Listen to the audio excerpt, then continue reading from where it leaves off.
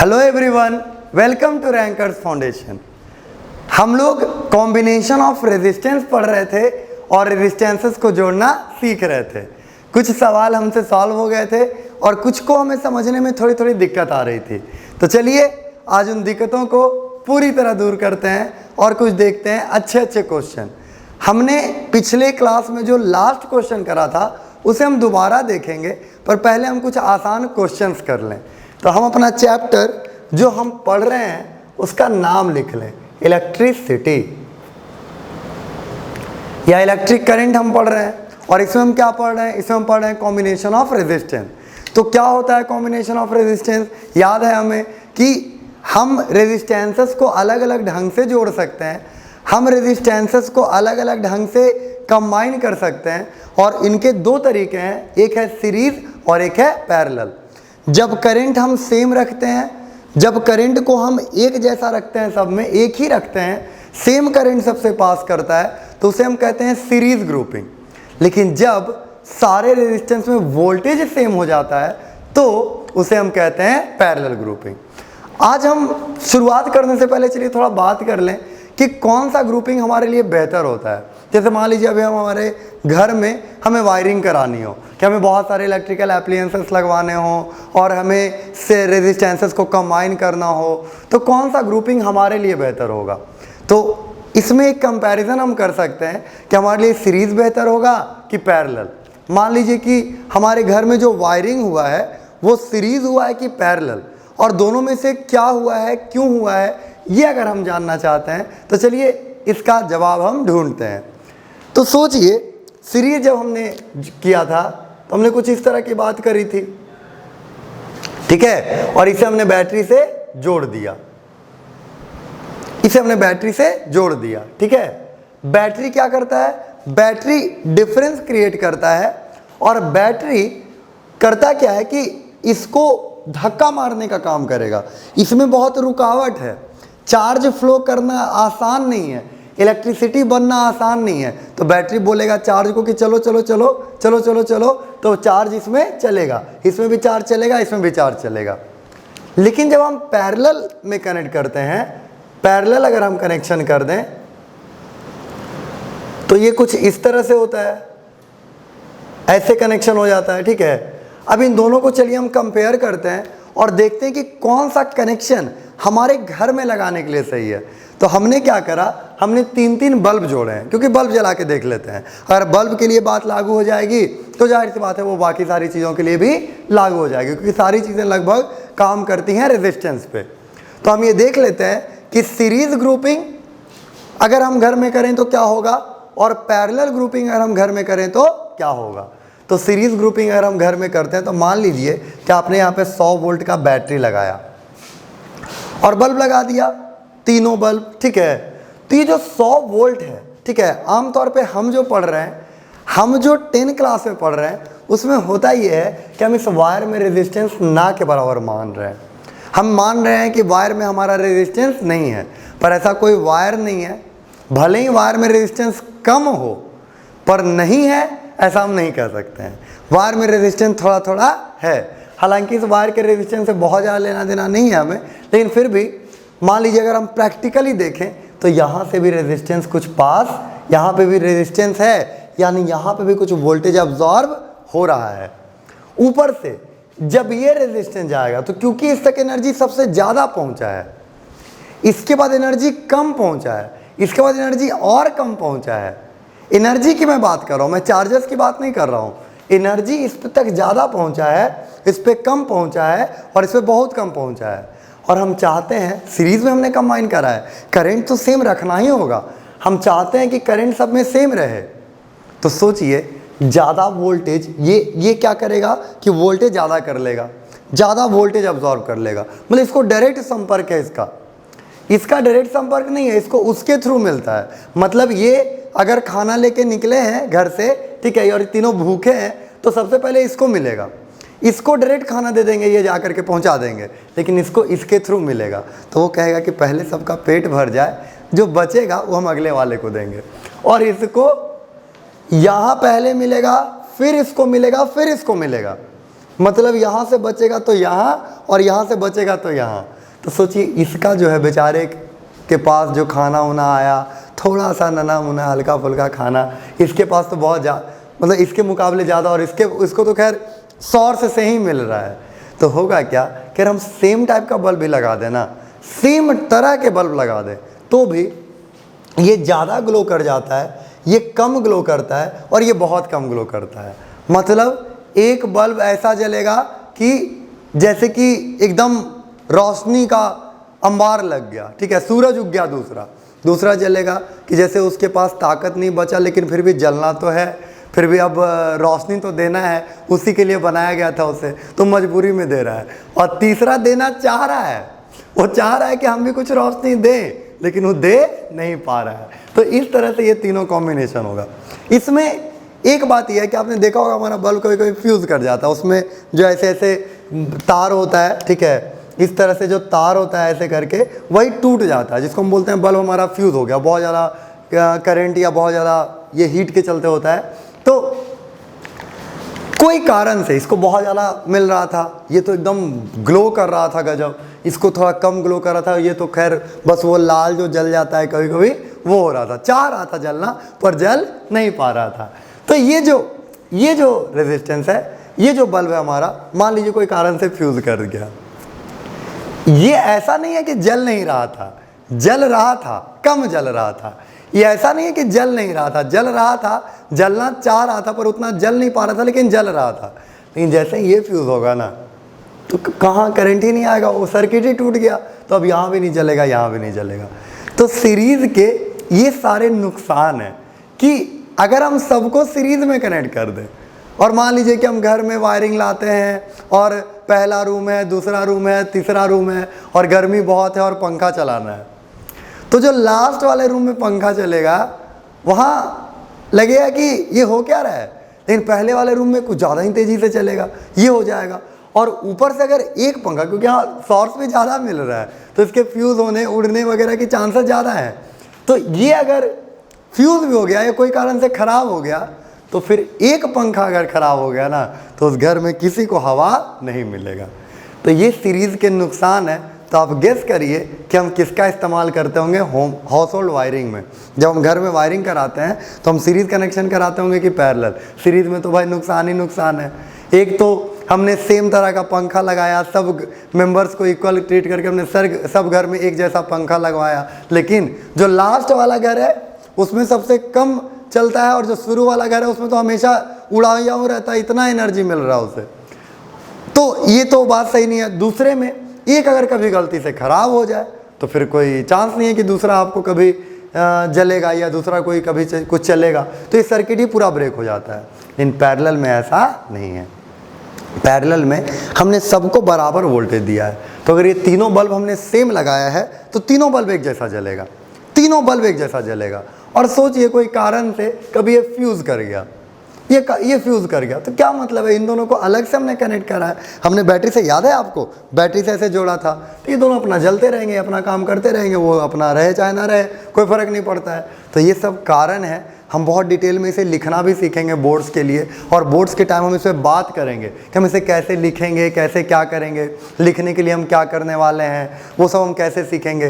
पर अभी हमें चीज़ें आनी चाहिए, अभी हमें पता होनी चाहिए कि अच्छा ऐसे हो रहा है, उसके बाद हम लिख लेंगे, उसके बाद हम बात बना लेंगे। बात बनाने में क्या है, तो ये पैरेलल ग्रुपिंग है और ये सीरीज़ ग्रुपिंग है। तो घर में अगर वायरिंग की बात आती है, घर में अगर हमें ये रहता है कि वायरिंग कैसे कराएं, तो घर का वायरिंग पैरेलल वायरिंग होता है, ताकि सबको बराबर रूप से हर चीज़ मिले। और दूसरा चीज़ कि अगर एक आध चीज़ ख़राब हो जाए तो फिर आपको कोई झंझट ना हो और वो बाकी सारा चीज़ चलते रहे। तो अगर हम मान लीजिए कि बहुत सारे बल्ब को सीरीज़ में अगर जोड़ दें, मान लीजिए 10 बल्ब को सीरीज़ में जोड़ दें, तो होगा ये कि पहला वाला बल्ब तेज़ी से जलेगा, फिर धीरे धीरे जलेगा, फिर धीरे धीरे ऐसे डिक्रीजिंग ऑर्डर हो जाएगा। और दूसरी चीज़, सबसे मुश्किल बात, कि मान लीजिए एक फ्यूज़ कर गया, एक फ्यूज़ अगर कर गया, तो आपको सारे बल्ब को चेक करना पड़ेगा कि कौन फ्यूज़ किया। और ये ऐसा मुश्किल हो जाता है जब हम एकदम छोटे बल्ब्स का यूज़ करते हैं। छोटे बल्ब में पता नहीं चलता कि कौन फ्यूज़ करा है, तो वो एकदम मुश्किल चीज़ हो जाता है। तो इसीलिए हमारे घर का वायरिंग जो होता है वो पैरेलल वायरिंग होता है। हम ग्रुपिंग पैरेलल करते हैं, हम लोग सीरीज़ का इस्तेमाल नहीं करते हैं। एक तो सीरीज़ से रेजिस्टेंस भी बढ़ जाता है, हालांकि रेजिस्टेंस बढ़ना कोई बहुत बड़ा दिक्कत का चीज़ नहीं है, लेकिन पैरेलल में सब कुछ बैलेंस्ड है, इसलिए हम सारी चीज़ें पैरेलल इस्तेमाल करते हैं अपने घर में। जो वायरिंग करते हैं वो हम पैरेलल करते हैं, पैरेलल का ही इस्तेमाल हम लोग करते हैं। तो अब चलिए कॉम्बिनेशन ऑफ रेजिस्टेंस पे कुछ सवाल करते हैं। हमसे पूछा गया कि एक वायर है जिसका रेजिस्टेंस है 20 ओम। समझिएगा, सिंपल सवाल से शुरू कर रहे हैं। एक वायर है जिसका रेजिस्टेंस है 20 ओम, इसे एक स्क्वायर के फॉर्म में बेंड कर दिया गया, एक स्क्वायर के फॉर्म में मोड़ दिया गया। इसका इक्विवेलेंट रेजिस्टेंस निकालिए डायगोनल के अक्रॉस। एक वायर का रेजिस्टेंस है 20 ओम, इसको स्क्वायर के फॉर्म में मोड़ दिया गया, तो डायगोनल के अक्रॉस इक्विवेलेंट रेजिस्टेंस क्या होगा? A wire is in the form, a wire of resistance 20 ohm is bent in the form of a square. Calculate the equivalent resistance across its diagonals. तो हम कैसे बनाएंगे इस क्वेश्चन को? तो हम क्या करेंगे, अच्छा वायर है, ओहो, तो ये वायर में हम रेजिस्टेंस भी डाल देते हैं, क्योंकि हमें रेजिस्टेंस डालेंगे तो हमें लगेगा कि रेजिस्टेंस है। ऐसे तो वायर को भी रेजिस्टेंस बोल सकते हैं, ठीक है। वायर में भी रुकावट होता ही है, जैसा हमने अभी थोड़ा देर पहले बात करा। और ये हमें डायगोनल के अक्रॉस चाहिए। सोचिए, ये पूरा वायर है 20 ओम का, तो ये सब कितने का है? 5 ओम का। तो ये हो गया 5, ये हो गया 5, ये हो गया 5, ये हो गया 5, 5 5 5 5 हो गया। और 5 होने के बाद सोचिए कि हमें डायगोनल के क्रॉस चाहिए, तो ऐसे भी लिख सकते थे, ऐसे भी लिख सकते हैं। तो यहाँ से करंट आया तो 2 भाग में बटा ना, करंट सेम रह जाता है तो हम कहते हैं सीरीज है, और करंट बट जाता है तो हम क्या कह देते हैं? पैरेलल। क्या ऐसा सच में होता है? नहीं, सच में तो ये होता है कि वोल्टेज सेम हो तो पैरेलल कहते हैं। पर 10th में हमारा काम चल जाएगा, 10th में हम चीज़ों को आसान कर लेंगे। तो हमने ये कंसेप्ट बनाया है कि करंट बट जाए तो पैरेलल, ठीक है। और इस कंसेप्ट की खामियां हैं, इस कंसेप्ट के अपने नुकसान हैं। हालांकि हम बाद में देखेंगे कि वोल्टेज कैसे सेम देखा जाता है, लेकिन अभी के लिए हम ये कंसेप्ट मान के चलेंगे और 10th में हमारा कोई नुकसान होने वाला नहीं है। तो देखिए ये करंट बटा, लेकिन देखिए जो करंट यहाँ गया वही करंट यहाँ गया। हम ये बातें कई दिनों से कर रहे हैं, हमें क्लियर है ये सब बातें कि जो करंट यहाँ गया वही करंट यहाँ गया। तो ये 5 और 5 क्या में हो गए? सीरीज में। और ये 5 और 5 क्या में हो गए? सीरीज में। तो इसका अगर हम डायग्राम बनाएं तो हमें कुछ ऐसा मिलेगा, इस तरह से, और ये नीचे भी। अब सोचिए 5 और 5 कितना है? 10, और ये 5 और 5 कितना है? 10, और ये कुछ हो गया, मान लीजिए हम दे देंगे नाम, अगर ABCD नाम दे देते हैं स्क्वायर का, तो ये A और C हो गया, है कि नहीं? B और D गायब, क्योंकि वो तो हमने जोड़ दिया 10 10। अब 10 ओम के 2 रेजिस्टेंस पैरेलल में है, R/N, याद करिए R/N था और एक N into R into N था। R/N कब के लिए था? सीरीज के लिए कि पैरेलल के लिए? R/N था पैरेलल के लिए, लेकिन तब जब R ओम के N रेजिस्टेंस पैरेलल में हो, और R इंटू N था सीरीज के लिए तब जब R ओम के N रेजिस्टेंस सीरीज में हो। तो R इंटू N, R/N, और ये हमें जो मिला, इससे हमें मिला 10/2 होगा ना, 10/2। नहीं तो हम ऐसे भी लिख सकते हैं 1/R equivalent is equal to 1/10 plus 1/10। हमारी इच्छा है कि हम मेहनत करके आंसर लाएं, तो हम ऐसे ला सकते हैं 1/R equivalent is equal to 2/10 और R equivalent is equal to 10/2, और ये आ गया 5 ओम। हम ऐसे भी ला सकते थे, तो ये हो गया 5 ओम। यानी ये टोटल किसके जैसा काम करेगा? ये 20 ओम का जो टोटल वायर है ये किसके जैसा काम करेगा? 5 ओम के जैसा। तो बड़ा सीधा सा सवाल, बड़ा सीधा सा जवाब। तो हमने इन दोनों को सीरीज में देख लिया, इन दोनों को सीरीज में देख लिया, और ये भी देख लिया कि ये दोनों आपस में पैरेलल में है, तो हमने ऐसे बना दिया। हम ध्यान रखेंगे कि जहाँ से हमें आसानी होगी हम वहाँ से शुरू कर जाएंगे, फिर अपने आप आपको पता चलते जाएगा कि कहाँ सीरीज है कहाँ पैरेलल है। बस आप इस बात का अगर ध्यान रख लें तो आपके ज़्यादातर क्वेश्चंस बन जाएंगे। ध्यान रखें, जहाँ आसानी हो वहाँ से शुरू कर दें। जहाँ आपको लगे कि नहीं ये तो पक्का पता है मुझे, ये तो पक्का पता है कि सीरीज़ है, ये तो पक्का पता है कि पैरेलल है, वहाँ से शुरू कर दें। और उसके बाद आप छोड़ दें, बाकी अपने आप समझ में आ जाएगा। तो देखिए एक क्वेश्चन करते हैं, छोटा सा क्वेश्चन, नन्हा मुन्ना क्वेश्चन।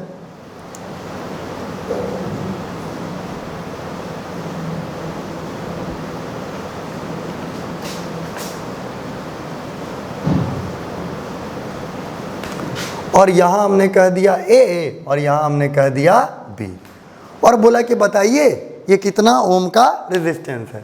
हमने ये सबको कर दिया 2-2 ओम का, सारे रेजिस्टेंसेस को कर दिया 2-2 ओम का, और बोला कि बताइए इसका जो इक्विवेलेंट रेजिस्टेंस है वो कितना है, वो क्या होगा। हमने कहा ठीक है देखते हैं क्या दिक्कत है, और ये बहुत सारे तरीकों से पूछा जा सकता है, ठीक है। फिर देखिए इसमें अगर हम बात करें कि कितना ओम का रेजिस्टेंस है क्या है, तो देखिए आपको दिखेगा कि ये दो और ये दो, हमें नहीं पता सबके बारे में, हम सबके बारे में सोचेंगे ही नहीं। जो हमें, कई लोगों को पैरेलल में कठिनाई होती है, होनी चाहिए, क्योंकि पैरेलल को देखना आसान नहीं है। तो भाई पैरेलल में ना तुम्हें कठिनाई होती है, तुम सीरीज तो देखो, जहां आपको आसानी हो वहां से देखें चीजों को। क्या हमें ये पक्का पता है कि ये दोनों सीरीज में है? हमें हर हाल में पता, हमें पहले से ही पता है कि ये दोनों पक्का सीरीज में है, ये पक्का सीरीज में। अब कौन पैरेलल में वो बात की बात है, पर ये दोनों तो पक्का सीरीज में है, ये दोनों तो पक्का सीरीज में, ये सब तो पक्का सीरीज में है। तो हम पहले इनका डायग्राम बना लेंगे। तो डायग्राम बनाए, तो ये 2 2 4 हो गए। तो देखिए समझ रहे हैं आप, ये ऐसे हो जाएगा। फिर देखिए यहां से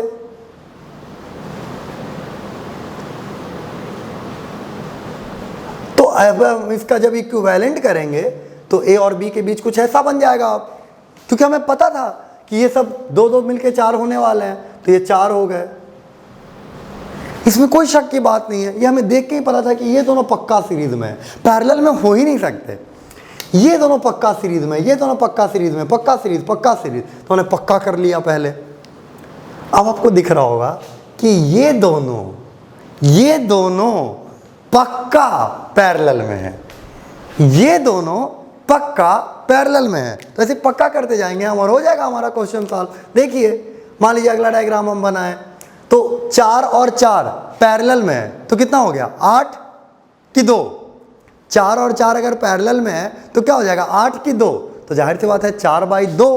4/2 क्यों? क्योंकि 2 रेजिस्टेंस है और 4 ओम का 1 है, तो R/N होता था ना, R/N होता था। R का वैल्यू हो गया 4, N का वैल्यू हो गया 2, तो हमें मिला 2, यानी इसका इक्विवेलेंट 2, इसका भी इक्विवेलेंट 2, इसका भी इक्विवेलेंट 2। तो ये हो गया A और ये हो गया B, और ये 2 2 2 ये हो गया।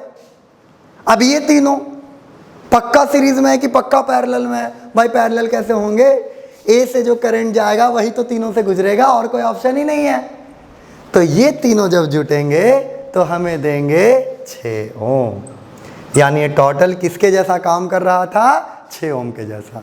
पर अब हम इतना करने नहीं जाएंगे, हम इसे मन में बना सकते हैं। 2 2 4 2 2 4 4 4 4 4/2 2 3 6 खत्म, ऐसे मन में सोच सकते हैं। बहुत लोग समझ भी गए होंगे, नहीं समझे तो आप आराम से इसे करते रहें।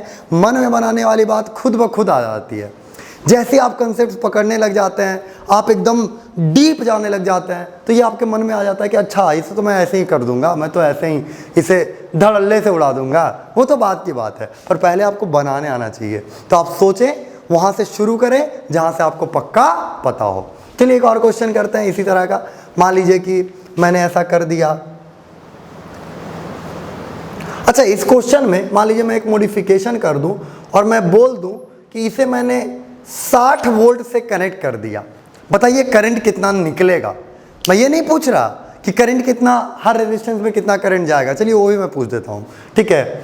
60 वोल्ट का मैंने बैटरी से इस कॉम्बिनेशन को जोड़ दिया। मैं ये पूछ रहा हूँ कि कितना करंट निकलेगा। तो सोचिए ये तो 6 ओम जैसा काम कर रहा है, ये तो 6 ओम जैसा काम कर रहा है, और बैटरी हमने जोड़ रखा है 60 वोल्ट।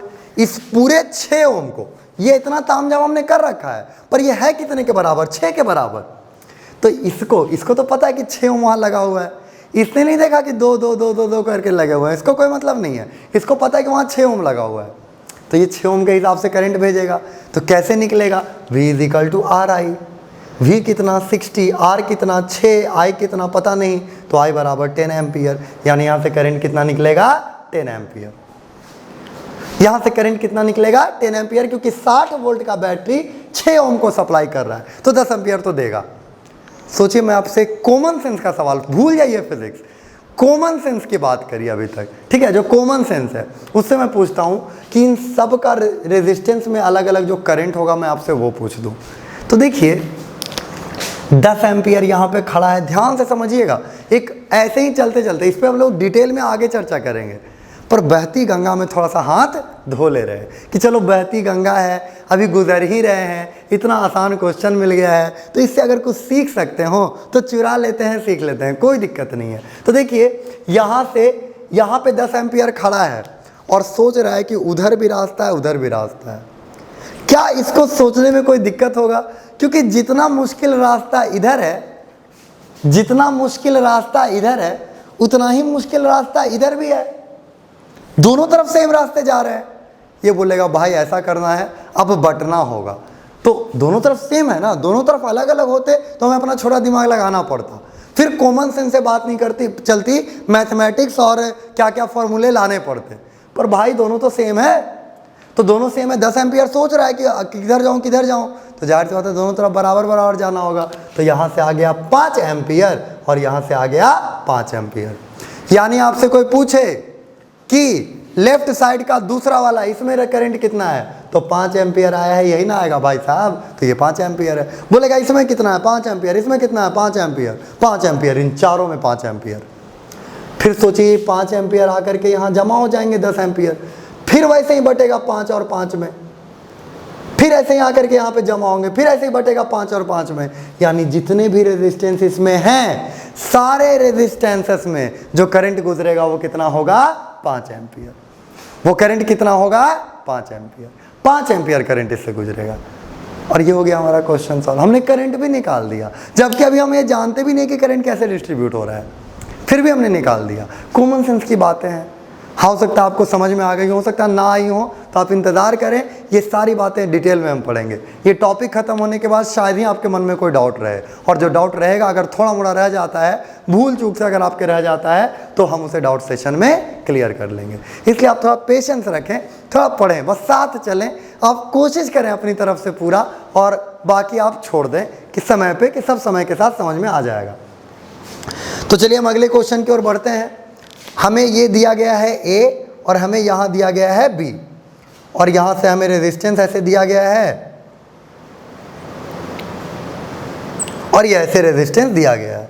ये है 2, ये है 2, ये है 2, ये है 3, ठीक है, ये है 2, ये है 2, ये है 3, और ये है 2, ये है 2। यानी जो इधर वाले हैं वो सारे, मतलब ये दोनों 3 हैं और बाकी सारे 2 हैं। और इसका पूछा कि इक्विवेलेंट रेजिस्टेंस निकाला जाए।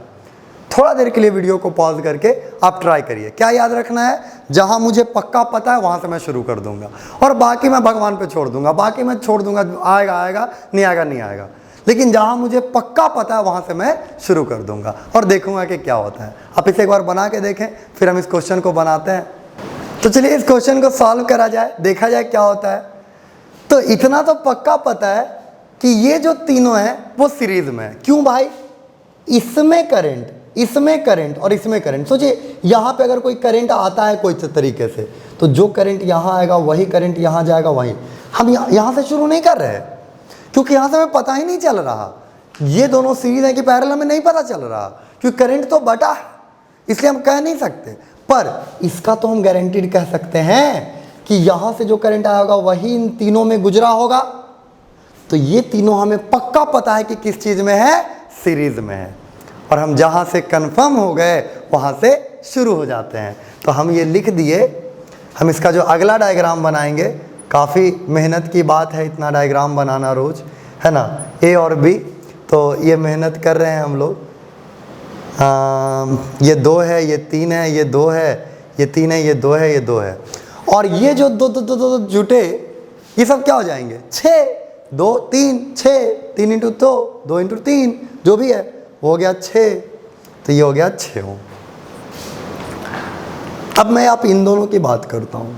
आप कॉमन सेंस लगाइए, जो हमने अभी तक पढ़ रखा है, कॉमन सेंस नहीं, जो हमने पढ़ रखा है फिजिक्स वो लगाइए आप अभी। तो देखिए इन दोनों का क्या आएगा, 3 और 6 पैरेलल में है भाई साहब, और 3 और 6 तो ऐसे तो हमें याद है 2 होता है, पर क्या पता हमें गलत याद हो तो हम कैलकुलेट कर लेंगे प्रोडक्ट बाय सम। तो 3 से 3 बार, 3 से 2 बार, यानी कितना हो गया 2 ओम।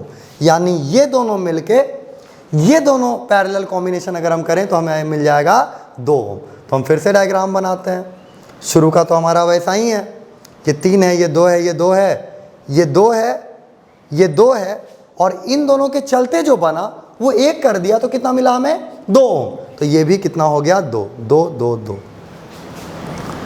फिर देखिए ये तीनों सीरीज में है ना, वही बातें हो गई ना, तो हमें पता चल गया कि ये दोनों, तो 2, 3, 2 और यहाँ हो गया 6। अब आप समझ ही रहे हैं, ये 3 और 6 फिर पैरेलल में है, तो 3 और 6 2 हो गया, और ए और बी के क्रॉस निकालना है, तो ये 2, 2, 2, ये तीनों सीरीज में है ए और बी के क्रॉस, तो ये टोटल आ जाएगा ए बी 6, ए और बी, यानी इक्विवेलेंट रेजिस्टेंस ए और बी के बीच कितना आएगा 6 ओम। और ये बड़ी आराम से हमने फिर से सॉल्व कर दिया।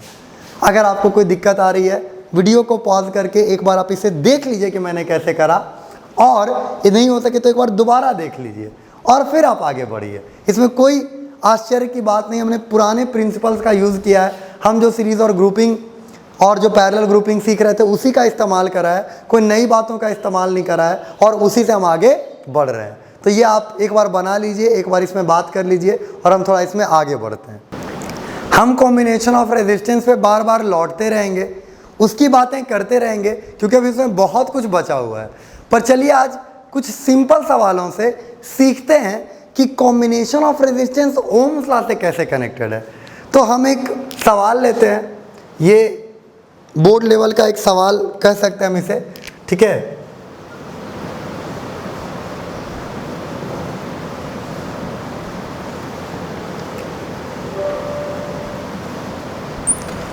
मान लीजिए कि ये है 2 ओम, ये है 3 ओम और ये है 6 ओम, ऐसा मान लीजिए आप, ठीक है। और यहाँ जो है ऐसा मैं कर दे रहा हूँ कि हमने 3 सेल कंबाइन कर रखा है 12 वोल्ट का, 12 वोल्ट का हमने 3 सेल कंबाइन कर रखा है, ऐसा मान लीजिए आप। और हमसे पूछा गया कि हर एक रेजिस्टेंस के थ्रू जितने भी रेजिस्टेंसेस कंबाइन हैं उन सब के थ्रू जो करंट है और उन सबको जो वोल्टेज मिल रहा है वो आप निकाल के बताइए। हमसे पूछा गया कि इस कॉम्बिनेशन में, इस सर्किट में जितने भी रेजिस्टेंसेस हैं उन सब में जो करंट है और सब के अक्रॉस जो वोल्टेज है वो आप मुझे फाइंड करके बताइए। तो हम कॉमन सेंस का भी यूज़ करेंगे और हम ओम्स लॉ का भी यूज़ करेंगे, हम दोनों से चलेंगे और बात करेंगे। ध्यान से सुनिएगा, बहुत आसान सवाल होते हैं ये सब, पर लोगों को डर लगता है, तो हम इससे डरने वाले नहीं हैं, हम इसको समझने वाले हैं, सीखने वाले हैं। तो सोचिए क्या होगा अगर मैं पहले बात करूं, तो ये 3 है, 6 है, 2 है, पर ये काम किसी और जैसा कर रहा है। ये 3 और 6 3 और 6 जैसा काम नहीं कर रहे हैं, ये कुछ इक्विवेलेंट में अलग काम करते हैं। तो आपको दिख रहा है कि 3 और 6 पैरेलल है, और अगर पैरेलल है तो इस सर्किट को हम ऐसा बना सकते हैं कि ये 2 ओम, यहाँ 2 ओम और ये नीचे 12 वोल्ट का बैटरी। ये ऐसा ही काम कर रहा होगा ना, काम तो ऐसा कर रहा होगा, लेकिन हमें दिया गया है ऐसा और हमें सबके थ्रू पूछा गया है, तो हम देखेंगे कैसे क्या कर सकते हैं। तो पहले वोल्टेज की बात करते हैं, वोल्टेज का हम बंटवारा करते हैं, ठीक है, वोल्टेज का बंटवारा करते हैं। इसे सुविधा के लिए 12 को 24 कर दे रहा हूं ताकि डेसिमल वगैरह में आंसर ना आए, ठीक है। तो वोल्टेज की अगर हम बात करें, सोचिए तो क्या होगा कि 24 वोल्ट जो है, ठीक है, 24 वोल्ट जो है वो यहां से करंट देगा, पर ये दोनों रेजिस्टेंस क्योंकि बराबर है, यहां दिखने में लग रहा था कि बराबर नहीं है, पर एक्चुअली में बराबर है, क्योंकि ये 3 और 6 मिलके काम किसके जैसा कर रहे हैं, 2 ओम के जैसा। काम तो 2 ही ओम जैसा कर रहा है ना, काम तो 2 ही ओम जैसा इनका चल रहा है। तो ये 2 ओम है, ये भी 2 ओम है, तो बैटरी क्या करेगा, दोनों में बराबर बराबर बटेगा। प्रैक्टिकली ऐसा नहीं होता है, प्रैक्टिकली वायर में भी रेजिस्टेंस होता है, तो प्रैक्टिकली ऐसा नहीं होता है, लेकिन हम जो पढ़ रहे हैं कि हमारे वायर में उतना रेजिस्टेंस नहीं है, क्योंकि अभी से हम वायर में रेजिस्टेंस ले आएंगे तो हमारा फार्मूला जो ओम्स लॉ है या कोई भी फार्मूला बहुत ज़्यादा हेक्टिक हो जाएगा, तो उससे हम बच रहे हैं। तो हम सिंपल चीज़ों को पहले पढ़ रहे हैं क्योंकि अब हमने तो शुरुआत करा है, ठीक है। तो ये 2 ओम, ये भी 2 ओम, तो सोचिए जो बैटरी है, जो 24 वोल्ट का बैटरी है, वो कैसे बटेगा। तो वो इसको देगा 12 वोल्ट और बोलेगा बाबू तुम भी रखो 12 वोल्ट। ये दोनों को 12-12 वोल्ट देगा, यानी कि इसको 12 वोल्ट मिल रहा होगा और इसको भी 12 वोल्ट मिल रहा होगा। ऐसे ही ना बटेगा, ऐसे ही बटेगा कि ये 12 वोल्ट में बढ़ जाएगा, क्योंकि दोनों तो रेजिस्टेंस बराबर है, तो बैटरी बराबर बढ़ जाएगा, 12 वोल्ट और 12 वोल्ट। इसमें अलग क्या होगा तो क्या होगा वो हम देखेंगे, पर 12-12 वोल्ट में। तो पोटेंशियल डिफरेंस की अगर हम बात करें तो इस 2 ओम को मिल रहा है 12 वोल्ट, इस 3 ओम को क्या मिल रहा है, तो सोचिए ये पूरा 2 जैसा काम कर रहा है, इस पूरे को 12 मिल रहा है और पैरेलल में दोनों को बराबर ही मिलता है, तो इसको भी 12 और इसको भी 12, यानी जितने भी रेजिस्टेंसेस कंबाइंड हैं 2 ओम, 3 ओम और 6 ओम, ये सब को कितना मिल रहा है 12 वोल्ट। सोचिएगा फिर से मैं बता रहा हूँ, 24, क्योंकि ये भी 2 ही ओम जैसा काम कर रहा है, तो इसको भी 12 मिला। देखिए इतनी दूर को 12 मिला, मान लीजिए इतना दूर रेजिस्टेंस है, और इतनी दूर को भी 12 मिला, पर 12 मिला और पैरेलल कॉम्बिनेशन है, पैरेलल में तो वोल्टेज सेम होता है ना दोनों में। तो सोचिए इस पूरे में 12 मिल रहा है, तो मतलब इसको भी 12 मिल रहा है और इसको भी 12 मिल रहा है, तो जाहिर सी बात है 12 वोल्ट 12 वोल्ट 12 वोल्ट। आप कहेंगे 12 तो 36 हो जाना चाहिए, नहीं, ये 12 ऐसा डिस्ट्रीब्यूटेड है कि इसके अबाउट 12 है, तो इसको भी मिल जा रहा है। पैरेलल में हमने थोड़ी ना कनेक्ट किया था बैटरी से, तो तीन बैटरी कनेक्ट किया था, नहीं, एक ही बैटरी से सबको कनेक्ट कर दिया था, बैटरी तीनों को बराबर मिल रहा था। बिल्कुल वही काम यहाँ हो रहा है, वही बातें यहाँ हो रही हैं। तो 12-12 वोल्ट इसका आंसर हो गया वोल्टेज का। करंट की बात करते हैं, वोल्टेज 24 है और रेजिस्टेंस V = RI में रखने जा रहे हैं हम, और रेजिस्टेंस इक्विवेलेंट टोटल कितना है 4, 2 और 2 कितना है 4, ये भी 2 है ये भी 2, तो कितना हो गया 4, तो 4 इंटू ये देखिए हो गया V = RI, 4 से 4 कट गया 2 बच गया, नहीं, I होगा 24/4 यानी 6 एम्पियर करंट यहाँ से निकला है, 6 एम्पियर करंट यहाँ से निकला है, ठीक है, 6 एम्पियर करंट तो निकला है, लेकिन कैसे कैसे बटा है। तो 6 एम्पियर करंट जब यहाँ से गया तो इससे तो 6 एम्पियर गुजर जाएगा, क्योंकि सीरीज में करंट सेम होता है। लेकिन ये 6 एम्पियर करंट जब यहाँ आएगा, समझिएगा यहाँ अच्छी बातें हम करने वाले हैं, यहाँ पे हम थोड़ा मतलब अपना दिमाग भी लगाने वाले हैं। फॉर्मूला तो है ही हमारे पास, फॉर्मूला कभी झूठ नहीं बोलेगा, फॉर्मूला में सही आंसर दे देगा। चलिए यहाँ पे मैं लिख देता हूँ कि किस फॉर्मूले का यूज़ करा हमने, V = RI। तो 6 एम्पियर करंट यहाँ पे खड़ा है और वो सोच रहा है कि यहाँ से 3 ओम है, यहाँ से 6 ओम है, मैं जाऊँ किधर, 3 ओम है और 6 ओम है, कितने लोग इधर जाएँ कितने लोग इधर जाएँ, उनको समझ में नहीं आ रहा है। तो सोचिए ज़्यादा करंट किधर से जाएगा, 3 वाले से कि 6 वाले से, कॉमन सेंस लगाइए, ज़्यादा करंट किधर जाएगा, 6 वाले में कि 3 वाले में।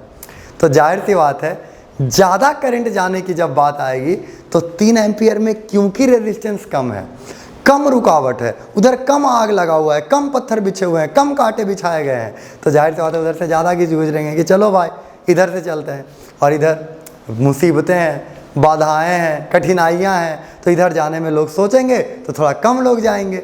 मतलब ये 6 एम्पियर ऐसा बटेगा कि इससे ज़्यादा करंट जाएगा और इससे ज़्यादा करंट जाएगा और इससे कम करंट जाएगा। तो इसको निकालने का क्या तरीका है, इसको निकालने का तरीका ये है कि हम जानते हैं इसके बीच 12 वोल्ट है, तो V = RI, तो V कितना हो गया 12, इसके बीच का मैं बात कर रहा हूँ। आप बोलेंगे 24 वोल्ट, नहीं, इसके बाद तो 12 है, और इसका रेजिस्टेंस कितना है 3, तो I तो 12/3 = I, तो I = 4 एम्पियर। तो 4 एम्पियर यहाँ चला गया, 6 था 4 उधर चल गया, तो जाहिर सी बात है इधर कितना जाएगा 2। हालांकि आप कैलकुलेट कर सकते हैं, V = RI, वोल्टेज 12 है, इस 6 की बात कर रहे हैं हम, रेजिस्टेंस 6 है और I निकालना है, तो 12/6, तो I = 2 एम्पियर। ये तो हमें पहले से पता था क्योंकि हमने पहला कैलकुलेट कर रखा था। मतलब अगर इस पूरे सर्किट की बात करें, इसके अक्रॉस 12 वोल्ट, इसके अक्रॉस 12 वोल्ट, इसके अक्रॉस 12 वोल्ट, इसके अक्रॉस 6 एम्पियर, इसके अक्रॉस 4 एम्पियर और इसके अक्रॉस 2 एम्पियर, ये हमारा टोटल आंसर आएगा। हम जान गए कि कैसे करंट और कैसे वोल्टेज डिस्ट्रीब्यूट हो रहा है, कैसे बट रहा है, ये हमें पता चल गया और ये हमने देख लिया। यहाँ जो 4 और 2 आपने निकाला है, इसको निकालने का मैं एक तरीका और बताता हूँ। ये मुझे ज़्यादा अच्छा लगता है क्योंकि इसमें दिमाग लग रहा है। इसमें है कि हमने फॉर्मूला लगा लिया, हमने दिमाग नहीं लगाया, लेकिन दिमाग लगाते तो हम मन में चीज़ें कर सकते थे। तो आप समझिए, देखिए रेजिस्टेंस अगर ज़्यादा हो तो कम करंट जाएगा। समझिएगा ध्यान से, आप निकालना सीख चुके हैं, निकाल लेंगे हम वैल्यूज़ को निकाल लेंगे, कैलकुलेट कर लेंगे, कोई दिक्कत की बात नहीं है। वैल्यूज़ कैलकुलेट करने में हमारा पास फॉर्मूला है ओम्स लॉ, और उसका हम इस्तेमाल कर देंगे, हमें कोई दिक्कत नहीं है। पर मैं एक दिमाग लगाने वाला टेक्निक आपको जानबूझ के बता रहा हूँ ताकि आप ऐसे भी बना लें, ऐसे भी चीज़ों को कर लें। तो देखिए यहाँ वोल्टेज तो दोनों को बराबर मिला, पैरेलल में बराबर ही मिलता है, लेकिन रेजिस्टेंस अलग अलग है। तो जहाँ ज़्यादा रेजिस्टेंस वहाँ पे कम करंट जाएगा, जहाँ पे कम रेजिस्टेंस वहाँ पे ज़्यादा करंट जाएगा, यानी इन्वर्सली प्रोपोर्शनल। तो रेजिस्टेंस का रेशियो कितना है? 3:6 यानी 1:2। रेजिस्टेंस का जो रेशियो है वो है 1:2 रेजिस्टेंस का रेशियो। तो सोचिए करंट कैसे जाएगा, करंट कैसे मिलेगा? तो मिलेगा 2:1। करंट कैसे मिलेगा? 2:1। तो जाहिर सी बात है, सोचिए क्योंकि यहाँ रेजिस्टेंस आधा है, करंट दुगना जाएगा, और क्योंकि यहाँ रेजिस्टेंस दुगना है तो करंट आधा जाएगा। तो हम क्या करेंगे, 6 एम्पियर था, यहाँ दुगना जाएगा, यहाँ 1 गुना जाएगा, तो टोटल 3 भाग में बट गया। 3 भाग क्यों? क्योंकि 2:1 का मतलब है एक तरफ 2 भाग, एक तरफ 1 भाग, तो टोटल तो 3 भाग हो गए ना, और इंटू 4। ये डायरेक्ट आंसर। ये आपका 2 से कट जाएगा, सॉरी ये आपका 2 ही हुआ क्योंकि 2 भाग गया ना, यहाँ 2 भाग गया, तो 2 भाग, तो ये हो गया 2 × 2 4 एम्पियर। ये तरीका आपको बहुत जल्दी समझ में नहीं आया होगा, इस पर हम बात करते रहेंगे। आप बस एक बार 2 बार वीडियो को अभी देख लें, मैं आपको ज़्यादा समझाना अभी चाह नहीं रहा, मैं इसे डिसोल्यूशन पे छोड़ रहा हूँ। मैं चाह रहा हूँ कि मैं आपको अगले दिन बताऊँ और आपको एकदम क्लियर हो जाए, क्योंकि अभी आपको भी ज़्यादा एफर्ट नहीं लगाना पड़ेगा और मुझे भी ज़्यादा एफर्ट लगाने से हम डर नहीं रहे। पर अभी क्योंकि जल्दबाजी में नहीं है हम लोग, ऐसा कोई जल्दी में नहीं है कि समझ ही लें एकदम अभी, ऐसा कोई जल्दी में होना ठीक भी नहीं है, क्योंकि चीज़ें धीरे धीरे डिज़ोल्व होती हैं, तो हम इसे डिसोल्यूशन पे छोड़ते हैं और इसका बात हम अगले दिन करते हैं। एक और क्वेश्चन हम चलिए इसी तरह का करते हैं। ये 1 ओम है मान लीजिए, और अगला ये 6 ओम है, और ये मान लीजिए 12 ओम है, और इसे हमने जोड़ दिया, मान लीजिए 25 वोल्ट के 2 सेल्स से। ऐसे दिया रहता है कभी क्वेश्चन और बच्चे फंस जाते हैं। 25 वोल्ट का 2 सेल्स से, तो 25 और 25 कितना हो गया? 50। ये 50 वोल्ट हो गया। ऐसे कभी कभी लिख देते हैं और फंस जाते हैं लोग। तो ये देखिए, ये हमें मिला, हमने देखा कि इसका इक्विवेलेंट क्या होगा, तो इक्विवेलेंट निकाला, तो 6 और 12, तो 6 × 12 बाई 6 + 12, 6 + 12 18, तो 6 से 3 बार, 3 से 4 बार, ओहो 4 ओम, ठीक है। तो ये हो गया 4 ओम, ये हो गया 1 ओम, और यहाँ हमारा हो गया ये 50 वोल्ट। ये 1 है और ये 4 है, 6 ओम 12 ओम, ठीक है, ऐसा हम लिख रहे हैं। तो अब हमें ये सोचना है कि वोल्टेज क्या होगा और करंट क्या होगा, हम अपनी पुरानी बातें याद रखेंगे। तो ठीक है, देखिए क्या ये दोनों सेम है? नहीं, दोनों सेम नहीं है। इसके मुकाबले ये 4 गुना है, इसके मुकाबले ये 4 गुना है। तो सोचिए बैटरी कैसे बटेगा, बैटरी कैसे ये डिस्ट्रीब्यूट करेगा? तो जाहिर सी बात है, बैटरी क्योंकि इन दोनों का रेशियो 1:4 है, तो बैटरी 1 भाग यहाँ जाएगा और 4 भाग यहाँ जाएगा। बैटरी 1 भाग यहाँ जाएगा, 4 भाग यहाँ जाएगा। चलिए हम अपना कॉमन सेंस लगाते हैं, तो 50/5, 5 क्यों? 1 भाग + 4 भाग, 5 भाग, तो 5 इंटू यहाँ कितना जाएगा? 1, तो यहाँ जाएगा 10 वोल्ट। 50/5 × 4, तो ये कितना हो गया? 40 वोल्ट। यानी यहाँ बैटरी जाएगा 10 वोल्ट और यहाँ बैटरी जाएगा 40 वोल्ट। इसको 40 वोल्ट मिलेगा क्योंकि 4 गुना ज़्यादा रुकावट है। बैटरी से ज़्यादा मदद मांगेगा, बोलेगा मेरा ज़्यादा मदद करो, मेरे पास रुकावट इतना है, इसके पास क्या है? इसके पास कुछ नहीं रुकावट है, इसलिए इसको कम मदद करो, मेरा ज़्यादा मदद करो। बैटरी बोलेगा कोई बात नहीं, बिल्कुल किया जाएगा, कोई दिक्कत नहीं है। 40 वोल्ट इसको दे दिया, 10 वोल्ट इसको दे दिया, ये हो गया। अब ये बैटरी हमने बांट दिया, तो सोचिए अब इसमें आते हैं, हमें तो बात यहाँ करना है ना, ये तो हमने सुविधा के लिए बना लिया इक्विवेलेंट करके। तो यहाँ इसे मिल रहा है 10 वोल्ट और इन सब को मिल रहा है 40 वोल्ट, 40 वोल्ट मिल रहा है। अब हम अगर यहाँ से करंट निकालना चाहें, करंट तो ऐसे टोटल निकाल सकते हैं, टोटल 5 ओम है, तो टोटल करंट क्या कितना गया 10 एम्पियर। क्यों? V equal to R I, समझ रहे होंगे आप लोग, 50/5 है ना, करेंगे V equal to R I, मैं लिख के ही दिखा देता हूँ मैं, V equal to R I, तो V हो गया 50, R हो गया 5, तो I निकालना है, तो ये कट गया 10 एम्पियर इजिकल टू I, यानी करंट गया 10 एम्पियर, यानी इससे करंट 10 एम्पियर गुजरेगा और इन दोनों से मिला के 10 एम्पियर गुजरेगा। तो 10 एम्पियर यहाँ खड़ा है भाई, 10 एम्पियर, बांट लो, कैसे जाऊँ, कहाँ जाऊँ, क्या करूँ। तो देखिए इसको 40 मिला है, यहाँ ओम्स लॉ लगाइए, V equal to R I, तो यहाँ का वोल्टेज कितना है 40, रेजिस्टेंस कितना है 6 और करंट निकालना है, तो 40/6 यानी ये आ जाएगा, 2 से काटिए 20/3 एम्पियर, ये हो गया I, इतना का करंट हो जाएगा 20/3 एम्पियर। यहाँ का अगर निकालें तो फिर से हम रखते हैं V equal to R I. क्या आप समझ पा रहे हैं? बहुत आसान है। यहाँ का वोल्टेज हमने पहले ही निकाल लिया, क्योंकि वोल्टेज निकालना आसान होता है, वोल्टेज हमने बड़ी आराम से निकाल लिया, और वोल्टेज निकालने के बाद हमने ओम्स लॉ लगा दिया, तो हमें पता चल गया, तो V हो गया 40, R यहाँ हो गया 12 और करंट हो गया I, तो 40/12, और ये 4 से जाएगा 10 बार, 4 से जाएगा 3 बार, 10/3, यहाँ हो गया 10/3 एम्पियर, यहाँ हो गया 20/3 एम्पियर। देखिए ये इसका दुगना है, हमें पता भी था, क्योंकि रेजिस्टेंस आधा है तो करंट तो दुगना जाएगा ही, तो वो जा रहा है, और ये दोनों यहाँ आके मिल जाएंगे, तो 20/3 प्लस 10/3 हो जाएगा 30/3, और 30/3 यानी 10 एम्पियर दोबारा यहाँ आकर के एंटर कर जाएगा। और इस तरह से हमारा ये क्वेश्चन भी सॉल्व हो गया। दोनों क्वेश्चन में अगर आपको देखने में कोई दिक्कत आई, अगर आपको समझने में कोई दिक्कत आई, तो आप इसे दोबारा से देखें, एक बार बनाएं, क्योंकि ये चीज़ें बार बार आती रहेंगी, तो इतना तो गारंटी है कि ये चीज़ें आपको क्लियर हो जाएंगी, समय के साथ ये चीज़ें क्लियर हो जाएंगी। पर थोड़ा सा कभी कभी परेशान हो जाना भी सही होता है।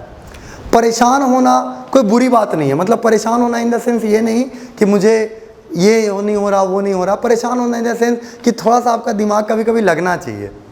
और हम लोग के पास सॉल्यूशन के लिए और डाउट क्लियरिंग के लिए इतना फैसिलिटीज़ है कि हम लोग दिमाग लगाने के लिए रेडी ही नहीं है, पर आपका दिमाग का ग्रोथ ही नहीं होगा। तो इसलिए मैं बहुत ज़्यादा बार इन्हें बता भी नहीं रहा, हालांकि इतने तरह के क्वेश्चन कराए जाएंगे, इतनी बार इन बातों का जिक्र किया जाएगा कि आपको अंत तक आ जरूर जाएगा, पर थोड़ा सा आप अपना भी दिमाग लगाएं, थोड़ा सा अपना दिमाग भी खर्च करें। ये चीज़ें आपको बहुत डिटेल में भी मैं समझा सकता हूँ, बहुत धीरे धीरे समझा सकता हूँ, और मैं ऐसा करता भी हूँ अगर ज़रूरत पड़ती है तो। लेकिन अभी मैं इतना चाहता हूँ कि आप इसमें थोड़ा सा दिमाग लगाएं, क्योंकि बहुत सारी बातें सिंपल कॉमन सेंस में आ गई हैं। हमने जो पहले पढ़ा है उसी का सिंपल यूज़ करेंगे तो हम ये सारी बातें कर सकते हैं। तो एक बार आप इसमें कोऑपरेट करें, और हम इसको बार बार देखते रहेंगे। कॉम्बिनेशन ऑफ रेजिस्टेंस अभी ख़त्म नहीं हुआ है, वो अभी शुरू हुआ है, धीरे धीरे चीज़ें और आएंगी उसमें। आज के लिए बस इतना ही, बाकी बातें अगले दिन।